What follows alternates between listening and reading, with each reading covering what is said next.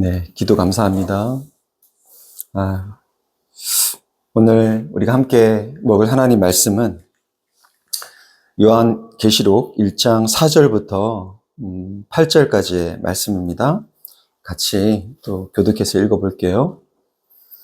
요한은 아시아에 있는 7 교회에 편지하노니 이제도 계시고 전에도 계셨고 장차 오실 이와 그의 보좌 앞에 있는 7 영과 또 충성된 증인으로 죽은 자들 가운데서 먼저 나시고 땅의 임금들의 머리가 되신 예수 그리스도로 말미암아 은혜와 평강이 너희에게 있기를 원하노라. 우리를 사랑하사 그의 피로 우리 죄에서 우리를 해방하시고 그의 아버지 하나님을 위하여 우리를 나라와 제사장으로 삼으신 그에게 영광과 능력이 세세토록 있기를 원하노라. 아멘. 볼지어다 그가 구름을 타고 오시리라. 각 사람의 눈이 그를 보겠고 그를 지른 자들도 볼 것이요 땅에 있는 모든 족속이 그로 말미암아 애곡하리니 그러하리라. 아멘. 다 함께 주 하나님이 이르시되 나는 알파와 오메가라. 이제도 있고 전에도 있었고 장차 올 자요 전능한 자라 하시더라. 아멘. 예, 예배 오신 분들 환영합니다. 인사하실까요? 나누실까요? 예. 네. 나연 선생님 기도 가운데 또 한 주를 그렇게 보내셨군요. 이런 또 마음이 들면서, 하나님 또 말씀 가운데 또 우리를 위로하시고 또 격려하시고 또 소망을 주시는 그런 시간이 되었으면 하는 바람이 있습니다. 우리가 지난주는 고통스러운 현실을 살아내기 위해 바라봐야 될 장엄한 환상이라는 제목으로 지난주에 말씀을 전했는데요. 오늘 말씀은 그 말씀에 이은 확장판이라고 할 수 있을 것 같습니다. 오늘은 시작하시고 완성하실 예수 그리스도에 대한 장엄한 환상이라는 제목으로 말씀을 나누겠습니다. 오늘 말씀은 이제 구약과 이렇게 좀 왔다 갔다 하기 때문에 여러분 잘 따라오시기를 바랍니다. 지난주에 여러분 요한계시록은 어떤 장르라고 얘기했었죠? 요한계시록 판타지. 예. 우리가 묵시문학이라고 얘기를 했죠. 묵시문학이면서 또 한편으로 그 1절과 3절 사이에 나왔던 묵시문학이면서 계시이면서 또 하나 예언서라고 말씀을 드렸는데요. 오늘 한 가지 더 추가해야 할 것이 있습니다. 그것은 이 계시록이 묵시문학이자 예언서인 동시에 서신서라는 것입니다. 오늘 말씀을 보십시오. 4절을 보면 우리가 신약의 다른 서신에서 볼 수 있는 것과 아주 전형적인 인사말이 나옵니다. 보십시오. 요한은 아시아에 있는 7 교회에 뭐 하노니? 편지하노니 은혜와 평강이 너희에게 있기를 원하노라. 이거 많이 보셨던 거죠. 여러분 신약 성경의 서신서에서 항상 이와 같은 인사를 하고 있는 것을 우리가 볼 수 있습니다. 그러니까 이 요한계시록이 7 교회에 보낸 뭐다? 편지라는 것입니다. 자, 이처럼 편지라는 것이 이렇게 확실하게 기록되어 있음에도 불구하고 요한이 지금 이 요한계시록은 그가 특별하게 책임을 맡았던 교회들에게 보낸 하나님의 편지임에도 불구하고 여러분 지금까지도 많은 사람들은 이 요한계시록이 이 편지라는 사실을 잘 인지하지 못합니다. 우리는 요한계시록이 편지라는 것, 이 아시아에 있는 7 교회에 보내는 편지라는 것을 기억해야 합니다. 아시아에 있는 7 교회에 편지를 보냈다는 것은 뭡니까? 무엇을 말하죠? 여러분 바울이 고린도 교회나 골로새 교회에 편지 썼을 때 그 교회가 겪고 있는 문제와 그 필요에 대해서 편지를 쓴 것처럼 요한계시록도 오늘 이 인사말에 언급되어 있는 이 7 교회가 처해 있는 그 상황과 그들의 필요에 대해서 쓴 뭐다? 예, 편지라는 것입니다. 편지의 특징이 뭔가요? 이 서신서들의 특징이 뭡니까? 여러분, 발신자가 있고 수신자가 있죠. 서신서, 편지는. 편지를 쓸 때 그 수신자들이 겪고 있는 어떤 문제나 상황에 대해서 뭔가를 말하고자 하는 그 발신자의 의도가 아주 명백한 것. 이것이 서신서의 특징입니다. 그러니까 뭔가 의도가, 이 편지를 쓴 목적이 분명한 것이죠. 그렇다면 우리가 이 서신서인 요한계시록을 잘 이해하기 위해서 우리는 이 서신서를, 요한계시록을 어떻게 읽어야 될까요? 고린도 교회나 골로새 교회에 보낸 바울의 편지들이 원래 수신자인 그 교회들이 놓여 있는 상황과 긴밀하게 그 편지의 내용이 맞닿아 있는 것처럼 요한계시록도 원 독자인 7교회의 상황과 긴밀하게 연결되어 있는 편지라는 것을 우리가 먼저 알고 그것을 염두에 두고 읽어야 된다는 것이죠. 그것을 알고 그 편지의 원래 의도를 파악한 경우라야 그 편지의 메시지가 오늘 우리에게도 어떤 의미인지를 최대한 우리가 오해하지 않고 우리의 삶에 가져올 수 있는 것입니다. 이 편지가 모든 시대, 모든 교회에게 필요한 메시지라는 것에 우리 모두가 동의하지만, 그러나 7교회에 보낸 편지인 이 요한계시록은 소아시아 7교회의 상황에 대한 메시지요, 환상이라는 것을 우리가 알 때라야 모든 세대의 교회에 대한 이 예수 그리스도의 계시, 이것을 제대로 이해할 수 있다는 것이죠. 당시 7교회가 처해 있는 상황을 그냥 싹 베지 않은 채 그것을 다 빼놓고서 그저 다가올 먼 미래에 대해 말하는 어떤 신비한 비밀 문서로만 이 요한계시록을 접근해서는 안 된다는 것입니다. 자, 그럼 요한계시록을 한번 볼까요? 본문에 오늘 편지의 발신자가 나오죠? 이 발신자는 누굽니까? 요한입니다. 자, 그렇다면 여러분, 이 요한은 누굴까요? 제자. 요한. 예수님의 제자 요한. 그러면 그 사도 요한을 가리키는 걸까요? 이렇게 질문을 하면 기존에 알고 계셨던 것도 여러분 이렇게 당혹스러워 하시는데, 거의 대부분의, 아마 학자들이나 사람들이 사도 요한으로 알고 있지만, 근데 이 요한계시록의 어떤 이 문체가요, 요한복음, 이 요한복음의 문체와는 너무나 다르다는 것을 많은 학자들이 발견하면서, 이 요한계시록 저자가 이 사도 요한이라기보다는 7교회, 그 당시 그 7교회의 감독 내지는 장로 요한일 것이라고 주장하는 사람들도 있습니다. 네, 명확하진 않아요.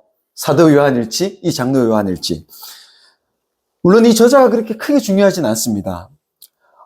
분명한 것은 그가 소아시아 7교회에, 이 7교회에 편지를 쓸 정도로 그 교회들과 깊은 관련이 있는 그들의 형제예요. 그들의 형제며 예수를 믿음으로 인해서 당하는 그 환난을 그들과 같이 겪은 사람이며 그 나라의 백성으로 살면서 겪는 이 현실적인 어려움을 그들과 함께 참고 견디는 일에 동참한 자라는 것입니다. 또한 그런 중에도 하나님의 말씀과 예수를 증언한 사람이면서 그런 이유로 인해서 이 반모라고 하는 그 섬에 유배되었다는 사실입니다. 여러분, 유배되었다는 것은요, 로마 정부 차원에서 이 기독교에 대한 박해가 심했다는 것을 암시합니다. 그런데 여러분 생각해 보십시오. 요한이 굉장한 어떤 힘이 있는 자였겠습니까? 힘도 없고 군사력도 없는 그런 요한을 왜 그 당시에 엄청난 제국이었던 이 로마 당국이 이런 별 볼 일 없는 이 요한을 왜 섬으로 이 반모섬이란 이곳으로 유배를 보내야만 했을까요? 역사적으로 여러분 왕들이요, 어떤 사람을 유배 보낼 때 그 이유가 뭡니까? 그 사람의 어떤 영향력이 더 이상 커지는 것을 막기 위해, 차단하기 위해 유배를 보내지요.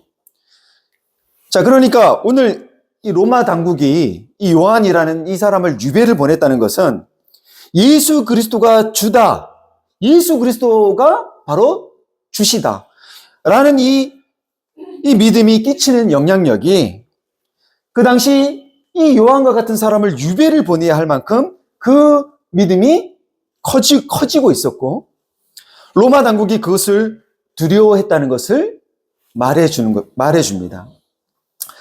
당시 로마 황제는요, 네로에 이어서 그 로마 황제는 도미티아누스라는 황제인데요. 이 도미티아누스는요, 네로조차도 자신을 신격화하지 않았거든요. 신이라고 부르진 않았습니다. 그런데 그 어떤 전임자들보다 자신이 신이라는 주장을 아주 고집스럽게 밀어붙인 황제라고 합니다. 당시 소아시아였던 이 튀르키예에 가면요, 아까 우리가 봤던 그 지역이 튀르키예인데요, 지도상으로. 근데 이 튀르키예에 가면 가장 많이 보이는 두 상이 뭐냐 하면 제우스상과 헤르메스상입니다. 근데 이것은 신들의 두 상이죠. 근데 이 신들의 두 상 다음으로 자주 눈에 띄는 두 상이 바로 이 도미티아누스의 상입니다. 특별히 이 코가 깨어져 있는 이 도미티아누스의 상들이 많이 발견되는데요. 이 두 상들이 신들의 두 상과 나란히 할 정도로 많았다는 것이죠. 그러니까 당시 여러분 이 도미티아누스가 애용한 호칭이 뭐냐면요, 바로 이겁니다. 도미누스 et 데우스 노스테르라는 호칭입니다. 자, 이 도미누스 et 데우스 노스테르라는 이 호칭은요, 뜻이 뭐냐 하면 도미티아누스가 우리의 주와 신이라는 뜻입니다. 도미티아누스가 우리의 주와 신이다. 그는 이 호칭으로 모든 로마 사람들이 인사를 하게 했다고도 하는데요.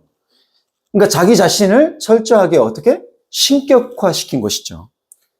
아주 고집스럽게. 물론 후대의 사람들이 그의 두상을 코를 뭉개버릴 만큼 이 내용은 정말 말도 안 되는 것이었지만, 여러분 오늘날에도 이 정치인들과 기업주들이 은밀하게 결탁되어 있는 것처럼 당시 그 황제의 비호 아래 이 상권을 거머쥐고 있었던 이 길드라는 상인 조합은요, 황제 숭배를 지지했고 그럼으로써 그들은 득을 봤다고 합니다. 그러니까 당시에 이 경제 구조에서 살아남으려면, 득을 보려면 당연히 길드에 소속돼야만 하죠. 그러나 그리스도인들은 이 길드에 가입했을까 안 했을까요? 거기서는 황제를 주라고 고백해야 되고 시인해야 되는데 그리스도인들은 이 길드에 가입하는 것을 꺼렸죠. 그러니까 그 경제적인 불이익을 당하면서까지 이 길드에 그리스도인들은 가입하지 않은 겁니다. 황제가 볼 때 여러분 그리스도인이라는 작자들은 이와 같은 이 불이익을 감수하면서까지 황제를 이렇게 부르는데 동의하지 않는 그런 자들인데, 그런 자들이 점점 늘어나기까지 하니까 자신을 그렇게 우상화하는 그 작업 중에 정말 이 그리스도인들이 얼마나 눈에 가시 같은 존재였겠습니까? 그래서 도미티아누스 이 황제 때 기독교에 대한 박해가 절정에 달할 수밖에 없었던 것이기도 합니다. 이런 상황에서 박해를 당했던 그리스도인들은 여러분 어땠을까요? 그들은 믿음에 따른 선택을 했어요. 그러나 견디기 쉬웠을까요? 견디기 쉽지 않죠. 경제적인 어려움을 당하잖아요. 여러분 그게 결코 쉽지 않은 일이죠. 자신들이 처해 있는 이 현실에 대하여 이 풀리지 않는 의문이 그들 가운데 들면서 현실에 대한 불안과 회의가 들었을 것입니다. 불의가 가득 득세하는 이 현실 속에서 왜 악이 이토록 선을 압제하는가? 우리가 믿음을 따라 선택하고 이 믿음을 따라 사는데 왜 우리는 이런 고난을 당해야 되는가? 하나님은 도대체 뭐 하시는가? 의인들이 악한 자들에게 불이익을 당하는데 왜 하나님은 방관하시는가? 정직하게 살며 하나님을 경외하는 자들이 왜 보답을 받지 못하면서 오히려 하나님을 저렇게 무시하고 싫어하는 자들이, 저 교만한 자들이 득세하는가? 바로 그런 의문과 이 혼란 중에 있는 성도들을 향해서 여러분 요한은요, 그리스도를 흉내내는 적그리스도, 그 적그리스도와 하나님을 모방하는 그 사탄을 그들이 간파할 수 있도록, 그리고 마치 그들이 그 권세를 가진 자들이 이긴 것 같고 정말 세상의 호령을 떨치는 그 자들이 영원할 것 같지만 그러나 결국은 그리스도가 승리하시며 그 하나님의 나라가 완성된다는 것을 그들이 끝까지 믿을 수 있도록 예수 그리스도에 대한 그 장엄한 환상을 이 판타지라는 장르로 편지에 담아 쓴 것이 바로 요한계시록입니다. 바로 이 맥락을 우리가 알 때에 이 요한계시록이 가진 의미를 제대로 파악할 수 있습니다. 그런 점에서 이 편지를 받는 수신자들이 누구며 그들이 어떤 상황에 있었는지를 아는 것은 매우 중요한데요. 요한계시록의 수신자는 바로 누굽니까? 아시아에 있는 7교회입니다. 여기에 언급한 7교회는요, 어떤 분들은 이 7교회가 이게 요한계시록 자체가 묵시록이다 보니까 이게 그냥 가상의 교회라고 하는데 가상의 교회가 아니라요, 실제한 교회입니다. 1장 11절에서 오늘 이 1장 후반절 보면요, 11절에서 그 교회를 요한은 직접 언급하고 있는데요. 보십시오. 어떤 교회인지. 에베소, 서머나, 보가모, 두아디라, 사데, 빌라델비아, 라우디게아 교회입니다. 이 7교회는 소아시아에 있는 교회들인데요. 지금의 바로 여기입니다. 여기에 지금의 터키죠. 지금은 이름이 이제 튀르키예로 바뀌었어요. 이 지역에 있는 교회들, 7교회가 다 여기 있습니다. 제가 예전에 이 튀르키예에 갔을 때 저는 7교회 중에 6교회를 방문을 했었거든요. 근데 그 터가 지금까지도 일부 남아있을 정도로 실제로 있었던 교회들입니다. 가상의 교회가 아니에요. 자, 근데 이 실제 했던 교회라는 것과 더불어서 다른 한편으로 우리가 알아야 될 것이 있는데요. 그것은 바로 이 7이라는, 이 7이라는 숫자가 가진 상징성입니다. 이 7이라는 숫자는 우리에게 굉장히 낯익은 성경 속의 숫자죠. 여러분, 7하면 떠오르는, 7하면 떠오르는 성경의 이야기가 뭡니까? 예, 창조 이야기죠. 창조 이야기. 창세기에서 하나님은 이 세상을 6일 동안 만드신 후에 6일째 끝에 인간을 지으시고 나서 심히 보시기에 좋았더라 하신 후에 7일째 날에 뭐 하십니까? 안식하십니다. 우리는 그래서 이 안식을 우리는 보통 뭐로 인식합니까? 쉬는 날, 쉼으로 인식하지만 사실은요, 여러분, 이 쉼의 개념보다는 완성, 완전함, 충만함이 오히려 맞는 의미입니다. 이것을 우리가 어떻게 할 수 있냐면요, 여러분이 창세기를요, 세번역과 공동번역에서는 이렇게 번역하는데요. 하나님이 하늘과 땅과 그 가운데 있는 모든 것을 다 이루셨어요. 그리고 하나님은 하시던 일을 6일째까지 다 마치시고 7일째 하시던 모든 일에서 뭐 했다? 손을 떼셨다 라고 설명합니다. 이걸 또 반복하죠. 3절에서도 7일째 하나님이 창조하시던 모든 일에서 손을 떼고 뭐 했으므로? 쉬셨으므로 이렇게 설명을 합니다.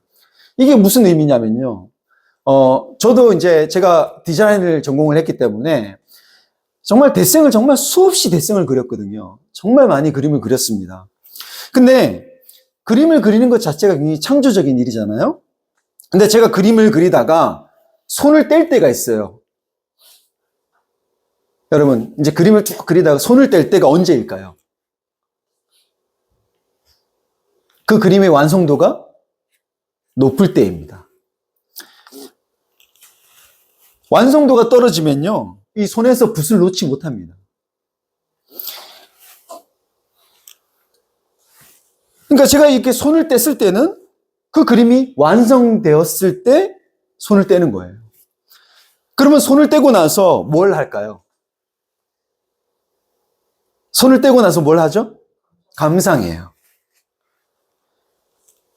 커피를 한잔하거나 뭐 어떤 분들 와인을 한잔하면서 그것을 즐깁니다. 그러니까 여기서 모든 일에서 손을 떼고 쉬셨다고 하셨을 때의 이 쉼은 하나님께서 6일간 창조하시느라 그렇게 일하느라 힘들고 피곤해서 쉰다는 개념이 아닌 거예요. 하나님이 7째 날에 안식하셨다는 것은 하나님의 창조가 이제 더 이상 손댈 것이 없이 뭐하다? 완전했다는 말입니다. 완전했다. 그 완전함과 그 충족함, 그 충만함에서 누릴 수 있는 바로 그날이 뭐다? 페스티벌. 잔치라는 거예요. 잔치. 그것이 바로 우리에게 뭐가 되는 겁니까? 쉼이 되는 겁니다. 그게 쉼이라는 것입니다. 7이라는 숫자가 의미하는 것이 바로 그것입니다. 완전하고 온전하고 충족된 상태를 말하는 것입니다. 7교회라는 이 의미 속에는요, 7이라는 이 숫자를 통해서 예수 그리스도를 믿는 하나님의 교회가 지금은 비록 약하고 온전하지 못하지만 흔들거리고 비틀거리나 그러나 마지막 날에 하나님께서 완전하고 온전하게 만들 것이며 그날은 지치고 피곤해서 그냥 잠자는 날이 아니라 그 완성을 누리고 즐거워하는 페스티벌이 벌어지는 정말 잔치하는 날이 될 것이라는 그 약속이 이 메시지 속에 담겨 있는 것입니다. 이 메시지는 7교회만이 아니라 모든 세대, 모든 교회를 향한 희망의 메시지이기도 한 것이죠. 그래서 이 요한은 너희에게 은혜와 평강이 있기를 원한다고 인사하면서 그 은혜와 평강을 주실 하나님에 대해서 이제 소개하는데요. 먼저 뭐라고 소개합니까? 그 하나님이 이제도 계시고 전에도 계셨고 장차 오실이라고 소개합니다. 그리고 이것을요 8절에 가면 또 한 번 소개하죠. 반복해서 이제도 있고 전에도 있었고 장차 올 자라고 또 소개하죠. 여러분 이 말은요 출애굽 때 하나님이 모세에게 알려주신 하나님의 이름이에요. 이것을 유대인들이 좀 더 풀어서 설명한 것인데요. 하나님이 여러분 시내산에서 모세를 부르셨을 때 여러분 모세가 불타는 그 가시덤불에서 하나님 모세를 부르셨을 때 내가 너를 보내겠다고 하셨을 때 모세가 하나님께 뭐라고 합니까? 히브리인들에게 나를 보내면, 나의 동족이 나를 보내면 내가 가서 그들에게 그 히브리인들이 누가 너를 보냈냐고 물으면 내가 뭐라고 대답해야 됩니까? 했을 때 하나님이 뭐라고 답하시죠? 나는 이렇게 대답하시죠. I am that I am. 나는 스스로 있는 자다. 모세에게 알려주신 이 하나님의 이름, 나는 스스로 있는 자다. 이 이름을 당대 유대인들은 오늘 우리가 읽었던 이 요한계시록에서의 표현처럼 나는 지금도 있으며 이제도 있고 과거에도 있었으며 앞으로도 있을 자라고 풀어 쓴 것입니다. 그러니까 이 얘기는 이스라엘의 하나님, 그 하나님은 모든 시간에 모든 시대의 하나님이라는 것입니다. 여기에 더하여 오늘 요한은 또 뭐라고 표현합니까? 그분이 뭐라고 이야기하셨다 자기 스스로를? 알파와 오메가라. 이 말씀도 어떤 의미죠? 이 알파와 오메가는요 헬라어의 첫 알파벳과 마지막 알파벳을 말하죠. 바로 이것이죠. 그러니까 영어로 본다면 A와 Z입니다.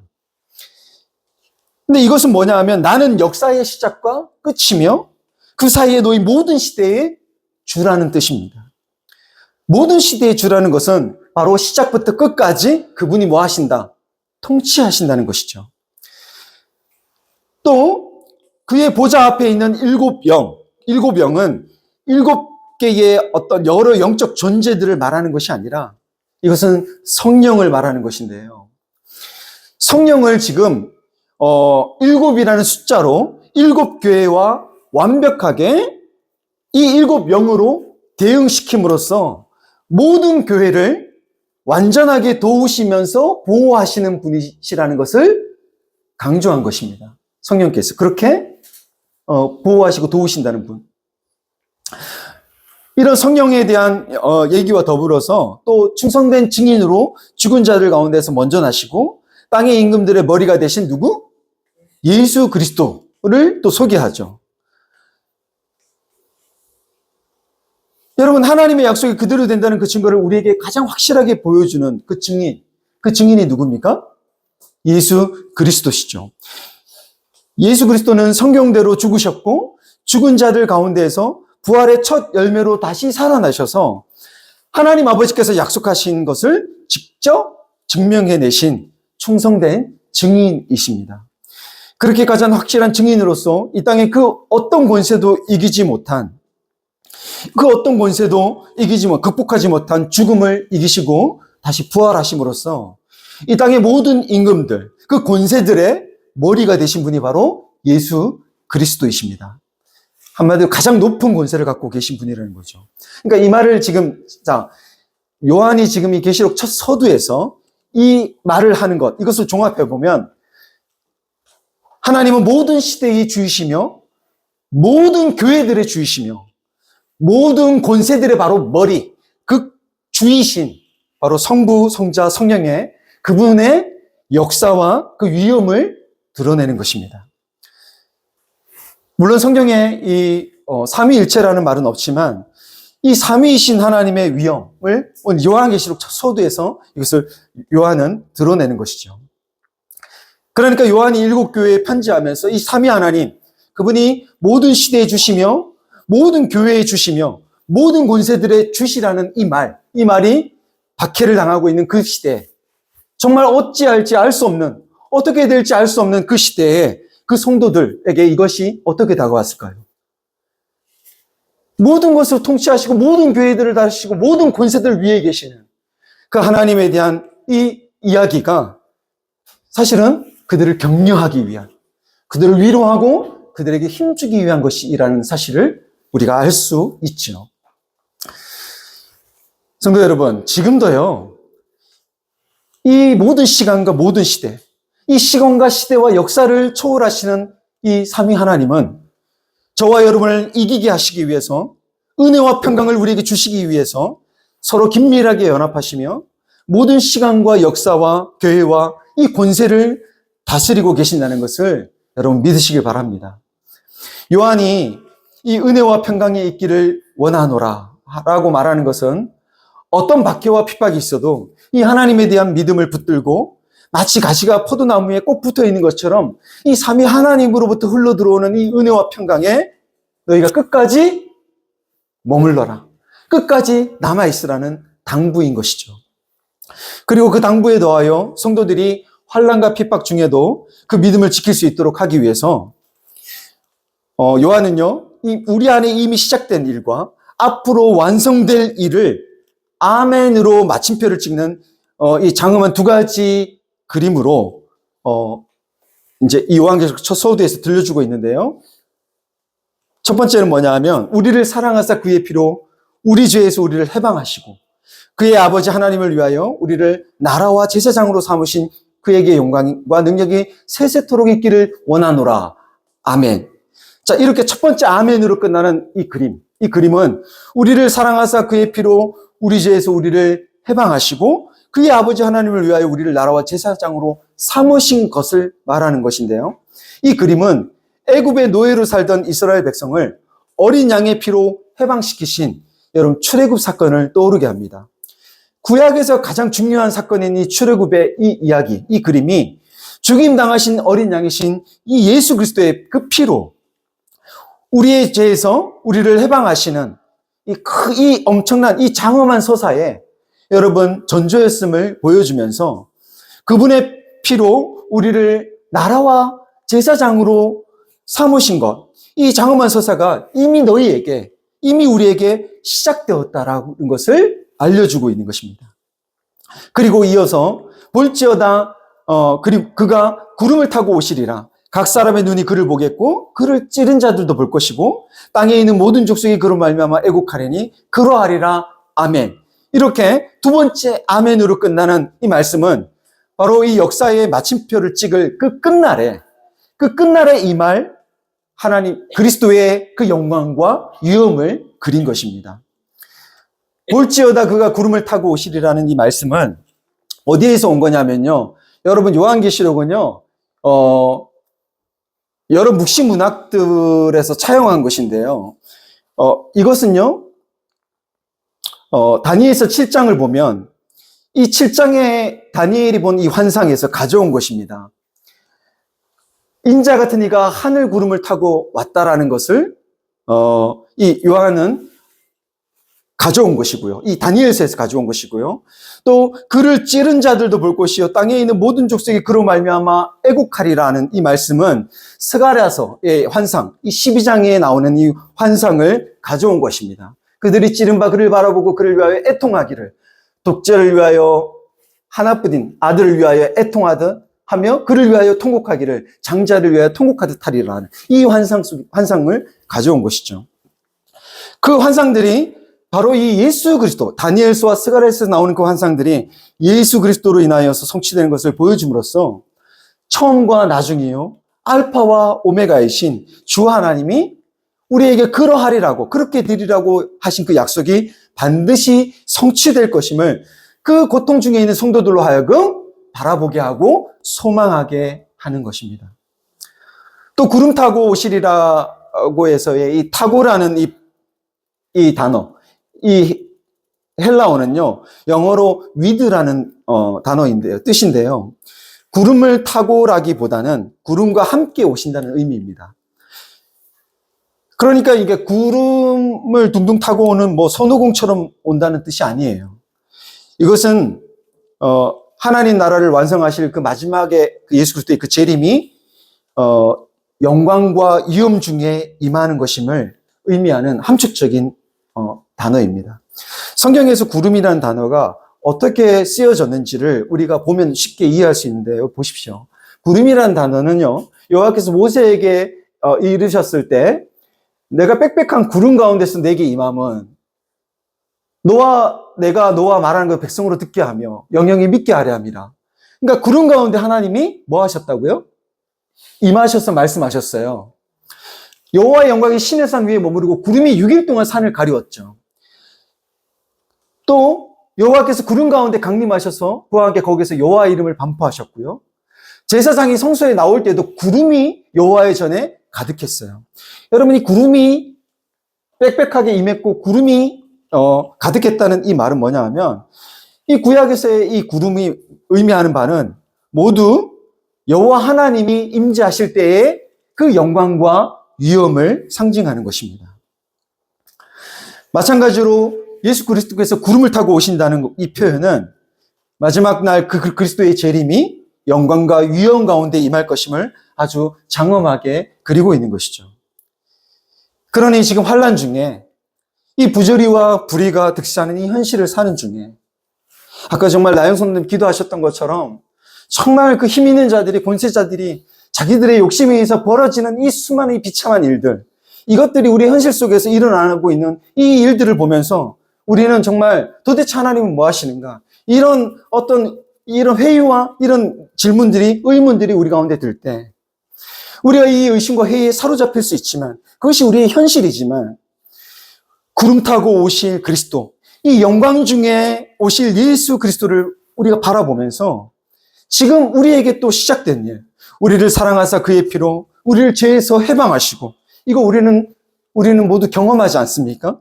그리고 아버지 하나님을 위하여 우리를 그의 나라와 제사장으로 삼으신 그 주님께 모든 성도들이 영광과 그 능력이 그분께 영원무궁하기를 빌며 그분을 찬양하고 경배하도록, 그것을 놓지 않도록 이 지금 요한은 이 계시록이라는 편지를 쓰고 있다는 것입니다.